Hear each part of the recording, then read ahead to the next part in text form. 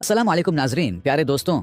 आज की वीडियो में हम आपको दुनिया के सबसे बड़े काफिर और सरकश बादशाह यानी फिरौन की कहानी बताएंगे। ये जाने कि फिरौन कौन था, किस कबीले से ताल्लुक रखता था, बादशाह बनने से पहले क्या करता था और किस तरह बनी इजराइल को गुलाम बनाकर अपनी खुदाई का दावा किया। आइए कुरान और हदीस की रोशनी में इस कहानी को देखते हैं। फिरौन की पैदाइश बल्ख में हुई। बचपन से ही वह अक्ल से ज्यादा चालाक था। जवान हुआ तो दुनिया देखने के लिए सैर और सियाहत पर निकला। एक शहर पुशखना में उसकी मुलाकात हामान से हुई। दोनों दोस्त बन गए और मिस्र जा पहुंचे। रास्ते में वे खेतों में उतरे तो एक किसान ने कहा, मेहनत करोगे तो खाओगे।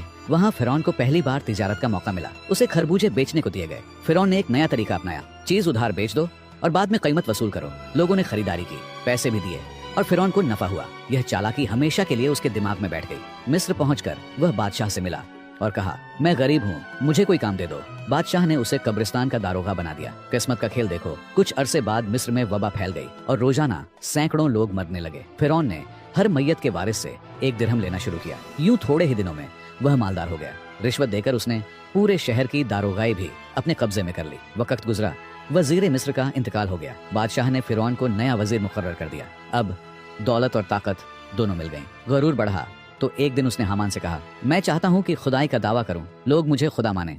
हामान बोला, यह काम एकदम नहीं होगा, पहले रियाया को अपना एहसानमंद बना। चुनांचा फिरौन ने बादशाह से इजाजत लेकर 3 साल तक रियाया का टैक्स माफ कर दिया। लोग खुश हो गए, दुआएं देने लगे और फिरौन को नेकव मेहरबान समझने लगे। जब बादशाह का इंतकाल हुआ तो सबने मिलकर फिरौन को तख्त पर बिठा दिया। अब वह मिस्र का बादशाह था और हामान उसका वजीर। फिरौन ने कहा, अब वक्त आ गया है कि पूरा मुल्क मुझे खुदा माने। हामान ने मशवरा दिया, सबसे पहले इल्म और तालीम बंद कर दो। जब लोग जाहिल हो जाएंगे तो दीन भूल जाएंगे और तेरे कदमों में झुक जाएंगे। फिरौन ने हुक्म दिया, जिसने तालीम दी या दीन की महफिल रखी, कत्ल कर दिया जाएगा। खौफ से सारा मुल्क खामोश हो गया।